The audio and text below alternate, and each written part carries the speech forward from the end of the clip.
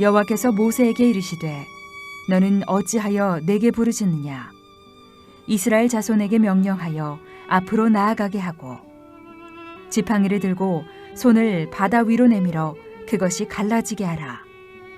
이스라엘 자손이 바다 가운데서 마른 땅으로 행하리라. 오늘 우리 임승철 권사님 은혜로운 연주 감사를 드리고요.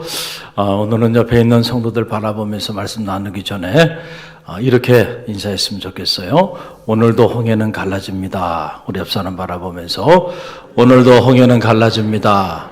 할렐루야. 여러분의 믿음의 고백대로 홍해가 갈라지는 그런 기적의 주인공이 되시기를 주님의 이름으로 간절히 축원드립니다. 우리가 하나님의 말씀을 이렇게 묵상해 보면 모든 하나님의 말씀은 다 그 나름대로의 삶의 자리를 가지고 있어요. 그러니까 하나님께서 허공에 선포하신 말씀은 하나도 없다는 얘기예요. 다 구체적인 그런 삶의 자리를 가지고 있다. 그래서 이걸 신학적으로는 지진레벤이라고 말하는 거예요. 삶의 자리. 참 이것이 대단히 중요한 의미를 갖는데 오늘 저와 여러분이 함께 읽은 이 말씀도 삶의 자리가 있습니다. 이스라엘 백성들의 구체적인 그런 삶의 자리 속에 선포된 말씀입니다. 그들의 삶의 자리 안에 들어가 보면 출애굽의 감격이 있었고 기쁨이 있었지만은 그것이 오래가지 못했어요.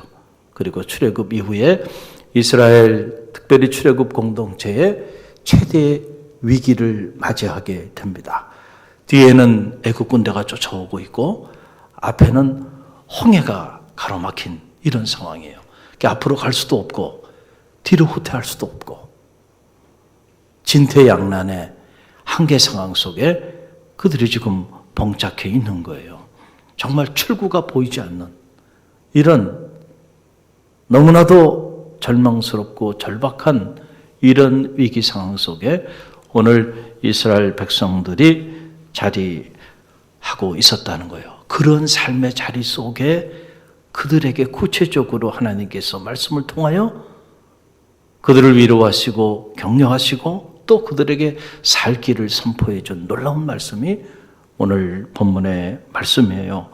자, 출애굽 공동체가 이처럼 한순간에 전멸할 그런 위기에 봉착하게 되자 백성들이 어떻게 반응했을까라고 하는 거예요. 오늘 성경을 보니까 백성들이 큰 두려움에 휩싸였다.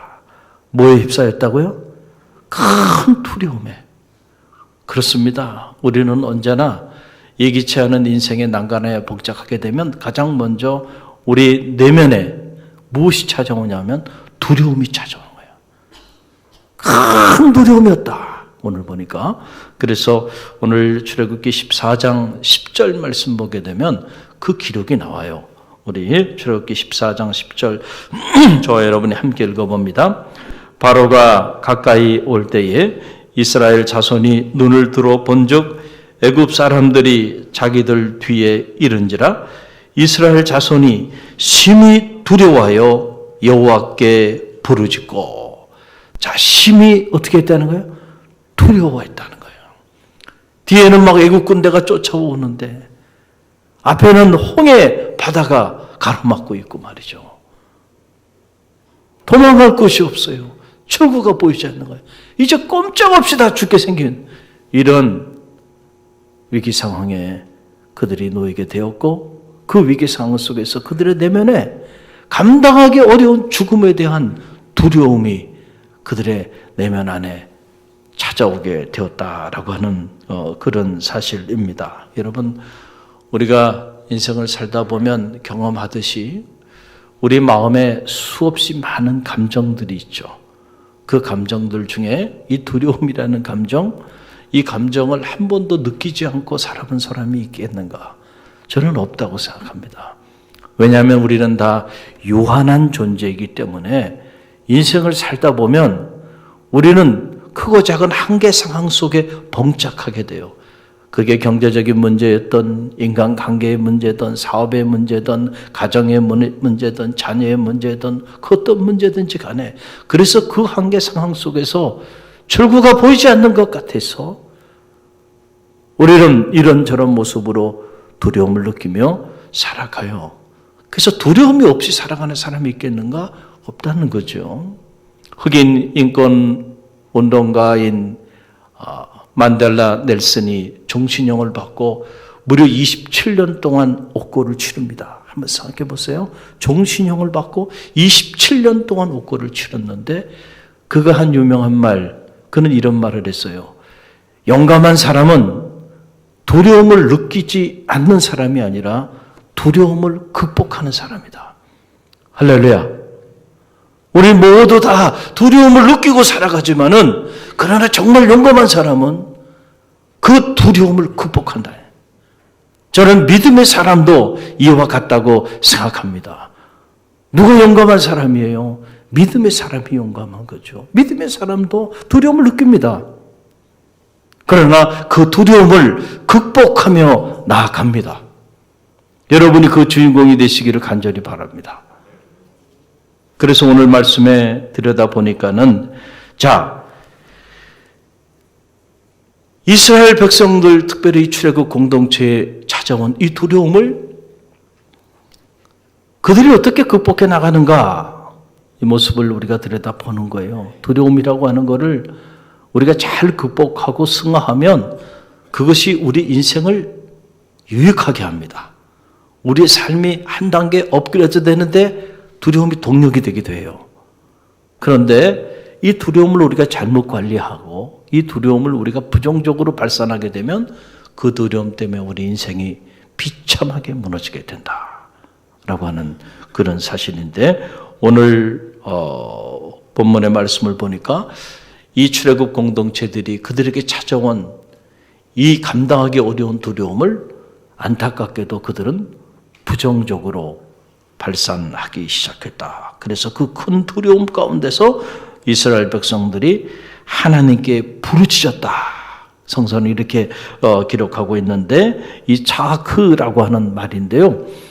이 말은 이중적 의미를 가지고 있어요. 하나는 우리가 위기 상황에 봉착하게 되었을 때, 또 고난 가운데 예기치 않은 상황 속에 놓이게 되었을 때 하나님의 도움을 구하는 영적인 부르짖음으로서의 자크가 있어요. 그것은 확장해서 본다고 한다면 우리가 기도의 행위를 통하여 하나님의 도움을 구하는 그런 영적인 모습이죠. 그런 종류의 자크가 있는가 하면은, 또 다른 자크는 뭐냐면은 두려움 때문에, 고난과 재앙과 예기치 않은 인생의 문제 때문에 그 두려움으로 인하여 절규하며 그냥 부르짖는 육적인 부르짖음이 있는데, 안타깝게도 오늘 이 출애굽 공동체들이 그들에게 찾아온 두려움을 이렇게 안타까운 육적인 부르짖음으로 발산하고 있는 모습을 보게 돼요. 이런 상황에 자리하게 되면 이 두려움이 우리 삶을 불행하게 만들고, 이 두려움이 우리 삶을 파멸의 경지로 몰아넣는다 라고 하는 그런 사실이에요. 어떻게 알 수 있느냐 하면은 그들의 부르짖음의 내용을 들여다보면 알아요. 그들이 어떤 부르짖음을 가졌는가 보니까 그 다음 절에 바로 그들의 부르짖음의 내용이 나옵니다. 그 내용이 출애굽기 14장 11절로 12절에 나옵니다. 저와 여러분이 함께 읽어봅니다. 그들이 또 모세에게 이르되 애굽에 매장지가 없어서 당신이 우리를 이끌어내어 이 광야에서 죽게 하느냐? 어찌하여 당신이 우리를 애굽에서 이끌어내어 우리에게 이같이 하느냐? 우리가 애굽에서 당신에게 이른 말이 이것이 아니냐? 이르기를 우리를 내버려 두라. 우리가 애굽 사람을 섬길 것이라 하지 아니하더냐? 애굽 사람을 섬기는 것이 광야에서 죽는 것보다 낫겠노라 그랬어요. 여러분, 믿음은 반응이라 그랬는데 우리가 어떤 반응을 가지고 살아가느냐는 참 중요해요. 특별히 우리 내면에 찾아온 이 두려움, 이 두려움에 대하여 오늘 우리가 어떻게 반응하느냐, 이것이 너무 중요하다는 거죠. 믿음이 있는 사람과 믿음이 실종된 사람의 차이는 두려움이 있느냐 없느냐 문제가 아니고, 두려움은 누구나 느끼는데 그 두려움에 대하여 어떻게 반응하며 나가느냐에 따라서 그들의 삶이 완전히 달라질 수 있다라고 하는 거예요. 그런데 오늘 이스라엘 백성들은 보니까 참 끔찍한 모습으로 반응을 보이는 거죠. 왜 육적인 부르짖음을 가졌냐? 그 내용을 보니까 말이죠. 그들이 이 두려움 때문에 그 두려움을 극복하기 위해서 불평하고 원망한다. 여러분 주변에 부모에 대해서 불평하고 원망하거나 학교에 대해서 불평하고 원망하거나 믿음의 공동체에 대해서 불평하고 원망하거나 나라와 민족에 대해서 불평하고 원망하거나 어떤 종류의 불평과 원망이든 불평과 원망하며 살아가는 사람들은 하나같이 똑같은 공통점이 있어요. 그들의 내면에는 두려움이 있습니다. 두려움이 없는데 불평과 원망을 토로하는 사람이 있는가? 그건 사례는 없어요. 불평과 원망을 토로하는 사람 안에는요, 다 두려움 때문에 그래요, 두려움. 경제적인 두려움이 됐든, 아니면은 그것이 자기 인생의 미래에 대한 두려움이든, 그 두려움 때문에 그 두려움을 그런 모습으로 발산하는 거예요, 발산하는. 지금 이 이스라엘의 출애굽 공동체가 자신들에게 찾아온 이 감당하기 어려운 두려움을 이런 모습으로 발산하는 거예요. 모세에게 불평하고 원망하기 시작하는데 그 불평하고 원망하는 그 내용을 들여다보니까 참 안타까워요. 어떻게 불평하고 원망합니까? 애굽에 매장지가 없어서 당신이 우리를 이곳으로 이끌어내서 이 광야에서 다 죽게 하느냐? 당신이 어떻게 우리에게 이렇게 대할 수 있겠느냐? 라고 하는 말이에요. 지금 이스라엘 백성들이 광야에서 다 죽었습니까? 아직 안 죽었잖아요. 그런데 이미 다 죽은 것을 전제로 해서 말을 하는 거예요. 언제나 그렇습니다. 불평하고 원망하는 사람들은요, 이미 일어나지 않은 일을 부정적으로 가부를 해서 그것을 전제로 불평과 원망을 토로하는 거예요. 우리 이제 다 죽었다는 거죠. 아니, 애굽에 매장지가 없어서 당신이 우리를 이곳까지 끌고 나와가지고 여기서 지금 다 죽게 하느냐. 저는 바라기는 믿음의 길을 걸어가면서 여러분에게 이런 종류의 불평과 원망이 여러분 가운데 없기를 간절히 바랍니다. 자기의 과거를 완전히 부정해버리는 거죠. 과거에 베풀어 주신 하나님의 그 출애굽의 놀라운 은혜와 역사조차도 송두리째 부정해버리는, 그리고 자기의 삶, 지금 자기가 서 있는 그 땅 자체를 부정해버리는,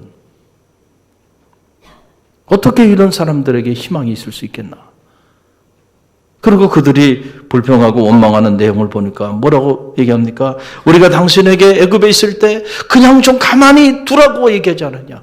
우리는 그냥 이집트에 그냥 있겠다고 말했는데 당신이 왜 우리 말을 듣지 않고 우리를 강제로 끌어내서 여기서 지금 다 죽게 하느냐? 차라리 우리가 애굽에서 그 애굽 사람을 섬기는 것이 더 낫다고 그렇게 말하지 않았냐? 참 성경을 보면 참 이런 불평과 원망이 얼마나 기가 막힌 불평과 원망인지를 알 수 있죠. 이집트의 학정과 억압이 너무너무 컸기 때문에 430년 동안 짐승처럼 취급받고 살았기 때문에 그 중노동에 시달리면서 그들의 울부짖는 소리가 하늘에 닿았단 말이죠. 그런 고통 가운데, 그런 압제와 억압 가운데 있을 때 그들을 긍휼히 여기시고 그들을 그 억압과 학정과 압제로부터 구원해 주시기 위해서 하나님께서 모세를 세우시고 모세를 통하여 그들로 하여금 출애굽의 해방의 기쁨을 맛보게 해줬잖아요. 그런데 이제 와서 그들이 하는 말이 앞에 홍해가 가라막혀 있고 뒤에 애국 군대가 쫓아오고 그래서 앞으로 갈 수도 없고 뒤로 후퇴할 수도 없는 이런 한계 상황에 봉착하게 되니까 하는 말이 차라리 우리가 애굽에서 그 애굽 사람들을 섬기는 것이 낫다고 말하지 않았냐? 왜 우리를 여기까지 이끌어냈느냐? 여러분, 사람이요, 이렇게 위기 상황에 봉착해서 마음의 내면에 두려움이 밀려오면요, 이렇게 비참한 모습으로까지 전락할 수 있다는 거예요. 한순간에 돌변하는 거예요.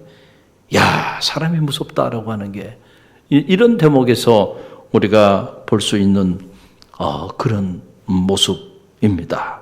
자, 백성들이 이런 반응을 보이고 있는 그 모습을 지도자인 모세가 보고 모세가 그들에게 뭐라고 말을 합니까? 오늘 말씀 출애굽기 14장 13절로 14절 말씀 보게 되면 그 내용이 기록이 돼 있어요. 우리 한번 읽어봅니다.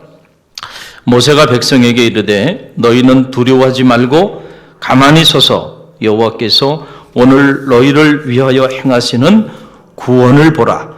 너희가 오늘 본 애굽 사람을 영원히 다시 보지 아니하리라. 여호와께서 너희를 위하여 싸우시리니 너희는 가만히 있을지니라. 아멘.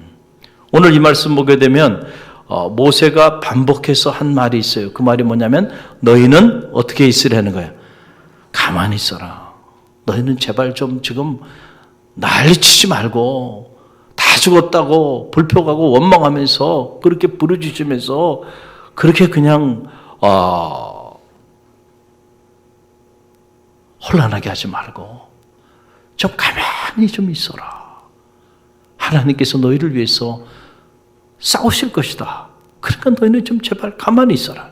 언뜻 보면요, 모세가 이런 상황에서 참 백성들에게 놀라운 메시지를 선포한 것처럼 들리기도 해요. 또 어떤 부분에 보면 이 정도로 말할 정도면 그것도 대단한 인물임에는 틀림이 없다.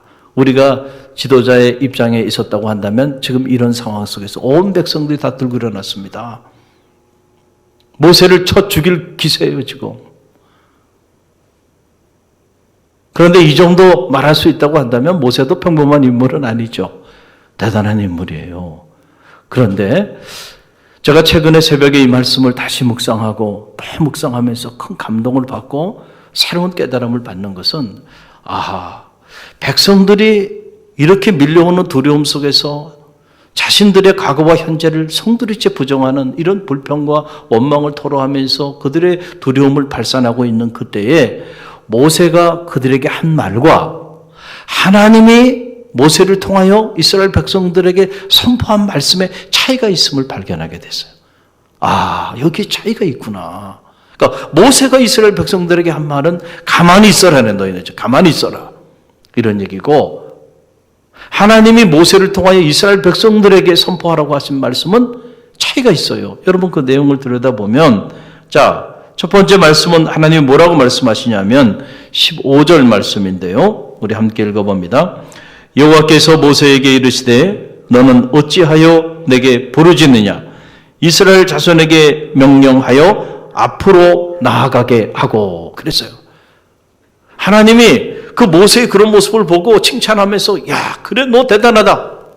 그렇게 말을 해야지 백성들에게 이렇게 칭찬하실 수 있을 것 같은데 그렇게 하지 않고 오히려 모세를 야단쳤어요.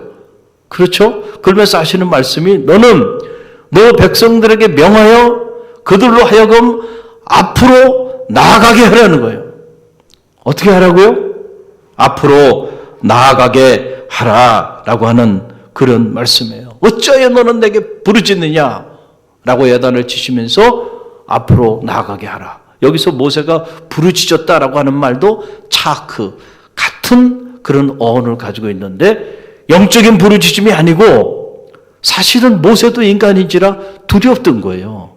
백성들이 막 들고 일어나고 앞에는 홍해가 가로막혀 있고 뒤에는 애국 군대가 쫓아오니까 모세의 입장에서도 두려움이 밀려온 거예요. 그래서 백성들은 모세에게 불평과 원망을 토로했다고 한다면 모세는 하나님 앞에 자학한 겁니다. 이 두려움 속에서 앞길이 보이지 않는 그 현실 속에서 모세도 육적인 부르짖음을 가진 거죠. 울부짖은 거죠. 그랬더니 하나님께서 네가 지금 여기서 왜 내게 이렇게 부르짖고 있느냐. 백성들을 데리고 앞으로 나아가라는 거예요. 모세는 백성들에게 너희는 좀 가만히 멈춰서서 하나님의 구원의 역사를 지켜보라. 좀 가만히 있어라. 이렇게 말을 했는데 하나님은 모세를 통하여 백성들에게 전한 말씀은 앞으로 나아가게 하라는 거예요. 차이가 있습니까? 없습니까? 차이가 있죠. 여러분 이게 무슨 말일까? 아니 앞으로 나아가라니 앞에는 지금 뭐가 있어요? 홍해가 가로막혀 있는데 아니 앞으로 나아가라니 이게 지금 무슨 말인가? 우리가 출애굽 전체를 자세히 묵상해 보면요. 이 말씀의 의미를 알 수가 있어요. 출애굽 이후에 이스라엘 백성들이 그냥 자신들이 원하는 길로 임의로 광야를 지나온 게 아니라는 거예요. 하나님이 낮에는 구름 기둥으로 밤에는 불 기둥으로 그들의 갈 길을 인도하여 주셨어요. 그래서 그 하나님의 인도하심을 따라 그들이 광야를 지나게 되었고 지금 이 홍해 앞에까지 그들이 오게 된 거는 임의로 홍해 앞으로 온 게 아니고 구름 기둥이 그들을 홍해 앞으로 인도해서 그 구름 기둥을 따라서 홍해 앞으로 온 거예요. 그런데 멈춰 선 것은 구름 기둥이 멈춰 선 것이 아니고 백성들이 홍해 앞에서 두려움 때문에 멈춰 선 겁니다. 구름 기둥은 지금 홍해를 가로질러 나가는데 백성들은 쫓아가지 않는 거예요. 왜냐하면 두려움 때문에. 뭐에 대한 두려움이요? 홍해에 대한 두려움이요. 홍해 바다가 앞에 가로막혀 있는데 지금 그리로 구름 기둥 쫓아서 가다 보면 다 물에 수장당하고 다 죽게 생겼는데 그래서 거기에 멈춰 선 겁니다. 그들이. 그래서 하나님의 말씀은 왜 멈춰 서냐 이거 여기에. 나아가라는 거예요. 백성들로 하여금 앞으로 나아가라. 그 앞이 어디라고요? 홍해 바다 속으로 들어가라는 겁니다. 여러분 사실은 때때로 우리가 믿음의 길을 걸어가다 보면 정말 하나님의 말씀이 이해가 되지 않을 때가 있고 도저히 순종하기 어려울 때가 있어요. 이런 말씀들입니다. 그렇잖아요? 그래서 우리가 말씀에 순종하기 위해서는 믿음이 필요한 거예요. 뭐가 필요하다고요? 믿음. 만약에 우리가 합리적으로 다 이해할 수 있는 그런 말씀만 하나님이 선포한다면 믿음이 뭐 필요하겠어요? 믿음 없어도 말씀대로 살아갈 수 있어요. 그러나 말씀대로 살기 위해서는 반드시 믿음이 필요해요. 왜냐하면 언제나 하나님의 말씀은 우리의 경험과 우리의 한계 상황을 넘어서서 선포되기 때문에 아니 홍해 바닷속으로 들어가려는데 이게 하나님의 말씀입니다. 앞으로 나가려는 거예요. 멈추지 말라는 거죠. 저는 이 대목을 묵상하면서 새벽에 이거구나. 여러분 한번 따라해 보세요. 멈추면 죽습니다. 할렐루야. 꼭 기억하세요. 멈추면 죽습니다. 멈추면 죽어요. 홍해라고 하는 난간, 홍해라고 하는 문제, 홍해라고 하는 재앙, 홍해라고 하는 재난이 닥친다 할지라도요. 멈추면 안 돼. 멈춰서는 순간 오늘 이스라엘 백성들 꼴이 나는 겁니다. 멈춰서니까 그때부터 그들이 과거를 돌아보면서 불평하고 원망하고 그리고 자기의 과거를 다 부정하고 지금까지 인도하신 하나님의 구원의 역사도 다 부정해버리고 지금의 자기의 삶 자체도 우리는 다 죽었다고 스스로 자기의 삶을 절망의 구렁텅이로 밀어넣어 버리고 말잖아요. 멈춰서면 이렇게 되는 거예요. 저는 이 위기 상황 속에서도 멈춰서지 않는 성도들이 되시기를 간절히 바랍니다. 갈릴리 교회가 이 위기 상황 속에서도 하나님 앞에 존귀하게 쓰임받는 이유가 어디 있을까? 다른 거 아니에요. 멈추지 않기 때문에 그렇습니다. 할렐루야. 아무리 코로나가 오미크론이 그래도 멈추지 않는 겁니다. 기도의 자리를 멈추지 않고 예배의 자리를 멈추지 않고 봉사와 상교의 자리를 멈추지 않고 나가니까 살 길이 열리는 거예요. 홍해는요, 멈추지 않고 나아가는 자들에게 오늘도 갈라진다는 사실을 여러분 꼭 기억하시길 바랍니다. 오늘 여러분은 무엇 때문에 멈춰 서 있습니까? 오늘 우리는 이런저런 믿음의 길을 걸어가다가 예기치 않은 인생의 홍해를 만나게 되면 기도의 자리도 멈추고 예배의 자리도 멈추고 봉사도 멈추고 선교도 멈추고 이럴 때가 전도할 땐가? 이럴 때가 섬길 땐가? 이럴 때가 지금 예배할 땐가? 이럴 때가 기도할 땐가? 이때는 다 내려놓고 멈춰서야 될 때라고 생각하고 그렇게 멈춰버립니다. 그렇게 멈춰버린 공동체들이 다 사라져버리고 소멸돼버리고 마는 거고요. 그렇게 멈춘 성도들이 입에서는 불평과 원망이 나오고 말이죠. 결국은 죽음의 사지로 다 사라져버리는 거예요. 오늘 여러분은 멈추지 않은 성도가 됐으니 감사하시길 바랍니다. 이 아침도 여러분에게 홍해가 갈라지는 기적이 여러분 가운데 나르어질 줄로 믿습니다. 멈추지 마세요. 홍해 앞에서도 하나님은 살아계세요. 믿습니까? 이 믿음이 여러분 가운데 있길 바랍니다. 아무리 뒤에 애국 군대가 쫓아온다 할지라도요, 여전히 하나님은 살아계시고 그 하나님이 이스라엘 백성을 버린 적이 없어요. 할렐루야. 하나님이 우리의 생각을 넘어서, 경험을 넘어서 하나님이 어떤 일을 행하실지 우리는 몰라요. 그러나 하나님은 행하실 것입니다. 이 믿음이 여러분 가운데 있기를 간절히 바랍니다. 두 번째, 하나님께서 이스라엘 백성들에게 모세를 통하여 주신 말씀은 바로 뭐냐면은 16절에 나와요. 16절 함께 읽어봅니다. 지팡이를 들고 손을 바다 위로 내밀어 그것이 갈라지게 하라. 이스라엘 자손이 바다 가운데서 마른 땅으로 행하리라. 아멘. 참 놀라운 말씀이 이곳에 나오고 있는 것을 보게 됩니다. 뒤에는 애국 군대 쫓아오죠. 앞에는 홍해가 가로막혀 있죠. 정말 진퇴양난의 이런 위기 상황에 자리하게 된 거예요. 그러니까 이스라엘 백성들은 불평하고 원망했어요. 두려움을 극복하기 위해서. 모세는 하나님 앞에 육적인 부르짖음을 하면서 그도 어찌할 바를 알지 못하고 당황했던 것 같아요. 모세도 흔들렸던 것 같아요.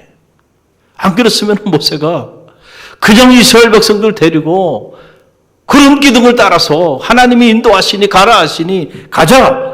그리고 그냥 홍해 바닷속으로 들어갔어야 되는데 모세도 이건 아니라고 생각한 거죠. 그러니까 멈춰 선 겁니다. 그때 하나님이 모세에게 명하신 두 번째 말씀이 바로 뭐냐면 오늘 주신 말씀이에요. 자, 뭘 가지고 가라는 거예요?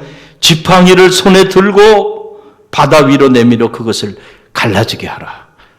그리고 백성들하고 하면 이스라엘 자손이 바다 가운데 마른 땅으로 행하리라. 그러니까 내가 내게 준 능력의 지팡이가 있지 않느냐 이 얘기죠. 너 그 지팡이를 가지고 손을 내밀어서 이 홍해 바다를 가르라는 겁니다. 그리고 백성들을 끌고 나가라는 거예요. 그러면은 이 백성들이 많은 땅을 지나게 될 것이다. 야, 참 우리가 지금 모세의 상황이라고 한다면 과연 이 하나님의 말씀을 믿을 수 있을까? 받아들일 수 있을까? 쉬운 문제가 아니죠. 쉬운 문제가 아니에요. 우리는 결과를 다 알고 말씀을 묵상하니까 쉽게 받아들일 수 있지만 아직 결과를 모르는 상황에서 마른 땅을 지나게 될 것이다. 마른 땅이 어디 있습니까 지금? 홍해바다, 범람하는 홍해바다가 가로막혀 있는데 내 손에 가지고 있는 지팡이를 활용하라는 겁니다. 손을 내밀어 바다 위로 그 지팡이를 치라는 거예요. 그래서 바다를 가르라는 거죠. 그런 마른 땅을 이 백성이 지나게 할 거다. 하나님이 이스라엘 백성을 출애굽시키시고 광야를 지나게 하실 때에는 그들이 그것을 지날 만한 능력도 주셨다는 사실을 믿으시기 바랍니다. 모세를 지도자로 세워서 출애굽의 역사를 이루고 광야로 나가게 하실 때에는 모세에게 이미 능력의 지팡이를 주셔서 광야를 지날 수 있는 능력을 그에게 주셨다는 거예요. 그런데 우리는 이 예기치 않은 어려움 가운데 봉착하게 되면 우리에게 이미 주신 하나님의 그 능력의 지팡이를 잊어버린다니까요. 모세도 잊어버린 겁니다. 그 능력의 지팡이를 가지고 출애굽시 수많은 이사와 기적을 행하였던 그 능력의 지팡이가 지금 누구 손에 있어요? 모세 손에 있거든요. 너 왜 그 능력의 지팡이를 활용하지 않느냐? 사랑하는 성도 여러분 기억하시길 바랍니다. 우리 각자에게도요. 하나님의 능력의 지팡이들을 다 주셨어요. 영적으로 보면 우리를 출애굽시켜 주신 거 아닙니까? 우리가 과거에는 육신에 천착해서 그렇게 살았던 사람들인데 예수 그리스도 안에서 구원함을 받고 이제는 영적인 삶을 살게 되었어요. 그래서 우리로 하여금 하나님의 영적인 출애굽의 역사를 이루어 주시고 광야를 지나게, 인생의 광야를 지나게 하실 때는 이 인생의 광야를 지날 수 있는 능력까지도 우리에게 이미 주셨다는 사실을 여러분 꼭 기억하시길 바랍니다. 능력의 지팡이를 주셨어요. 하나님이 이 광야에서 다 죽어 넘어가도록 광야로 그들을 인도한 게 아니잖아요. 그 광야를 뚫고 나갈 수 있는 능력의 지팡이를 이미 다 주셨다는 거예요. 어떤 지팡이를 주셨을까요? 여러분, 여러분에게 하나님께서 믿음의 지팡이를 주셨는 줄 믿으시길 간절히 바랍니다. 믿음의 지팡이 있잖아요. 할 수 있거든요. 무엇이냐? 믿는 자에게 눈치 못함이 없나니라 그랬어요. 내 믿음대로 될지어다. 믿음의 지팡이를 줬어요. 이 위기 상황 속에서는 우리가 이 믿음을 활용해야 될 때, 믿음이 우리 삶에 적용돼야 될 때, 그럴 때 오늘도 홍해는 갈라지게 될 줄로 믿습니다. 우리에게 어떤 지팡이를 또 줬어요? 여러분, 기도의 지팡이를 주셨잖아요. 구하라 주실 것이요, 찾으라 찾을 것이요, 두드리라 열릴 것이라. 아무것도 염려하지 말고 오직 모든 일에 기도와 간구로 너희 구할 것을 감사함으로 하나님께 아뢰라. 그러면 모든 지각에 뛰어난 하나님의 평강이 그리스도 예수 안에서 너희 마음과 생각을 지키시리라. 환난 날에 너는 나를 부르라. 내가 너를 건지리니 내가 나를 영화롭게 하리라.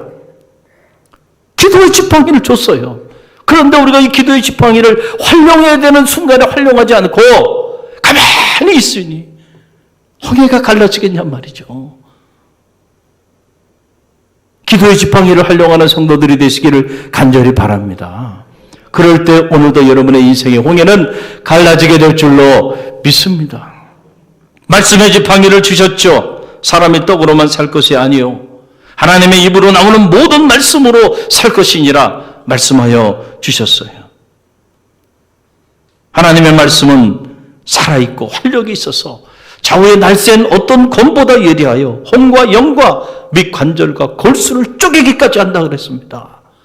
하나님의 말씀이 선포될 때에 혼돈과 흑암과 무질서가 놀라운 창조의 새로운 역사를 이루는 동력이 되는, 우리는 말씀을 통해서 경험하고 체험하고 또 알고 있잖아요. 오늘 그 말씀을, 그 말씀의 능력을 여러분에게 하나님이 주셨어요? 주지 않았어요? 주셨단 말이에요. 그 말씀의 지팡이를 이 위기의 때에 활용해 보세요. 그럴 때 홍해가 갈라지는 그런 기적을 체험하게 될 줄로 믿습니다. 오늘 이 아침에 여러분은 어떤 삶의 문제를 가지고, 여러분의 내면에 어떤 인생의 두려움을 가지고 오늘 이 아침에 예배의 자리에 나오셨습니까? 정말 뒤로 후퇴하자니 후퇴할 수도 없고, 앞으로 가자니 앞으로 갈 수도 없고, 정말 출구가 보이지 않는 그런 절망스러운 그런 상황에 오늘 예배하고 있는 이들도 있으리라 생각이 들어요.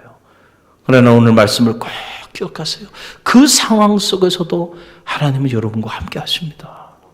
할렐루야. 두려워하지 마시길 바랍니다. 그리고 여러분에게 찾아오는 그 두려움 때문에 불평하고 원망하지 마시길 바랍니다.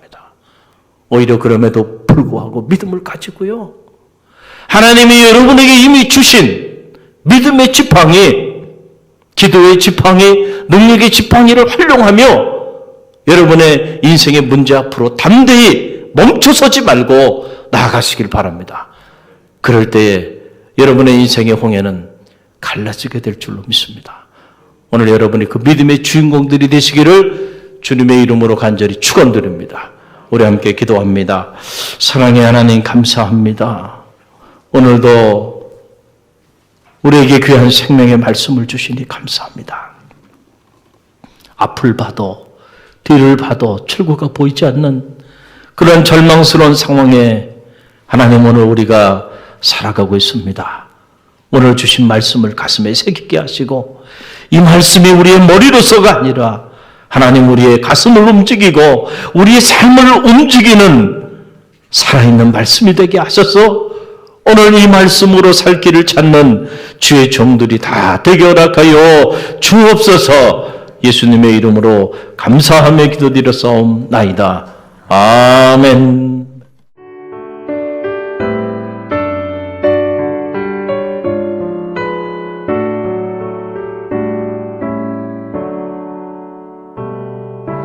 내게 있는 모든 것을 아낌없이 드리네. 사랑하고 의지하며 주만 따라 살리라. 주께 드리네. 주께 드리네. 사랑하는 구주 앞에 모두 드리네. 내게 있는 모든 것을 겸손하게 드리네. 세상 욕심 멀리하니 나를 받아주소서.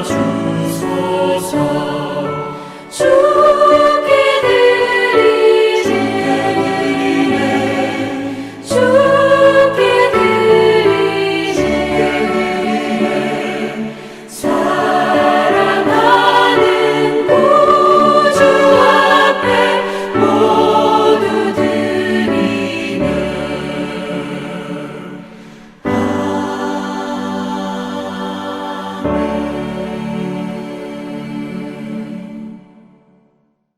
지금은 우리 주 예수 그리스도의 은혜와 하나님 아버지의 만극하신 사랑하심과 성령의 감화 감동 교통하심이 오늘도 홍해는 갈라진다는 사실을 오늘 말씀을 통하여 우리에게 깨우침을 주시고 우리가 홍해를 가르는 기적의 주인공이 되기를 믿음 안에 결단하며 하나님이 이미 우리에게 주신 능력의 지팡이를 가지고 담대히 세상을 향해 나가는 주의 백성들 머리 위에와 저들의 가정과 자녀 삶의 자리 위에 그리고 이 위기의 때에도 다음 세대 사역을 위하여 눈물로 헌신하는 우리 교학교 선생님들 머리 위에와 이 어려운 가운데서도 복음의 역사를 멈추지 않고 끊임없이 앞으로 나아가는 갈릴리 교회와 오늘 우리가 품어야 하는 이 지역과 이 민족과 세계 열방 위에 지금부터 영원까지 함께 하시기를 간절히 축원하옵나이다.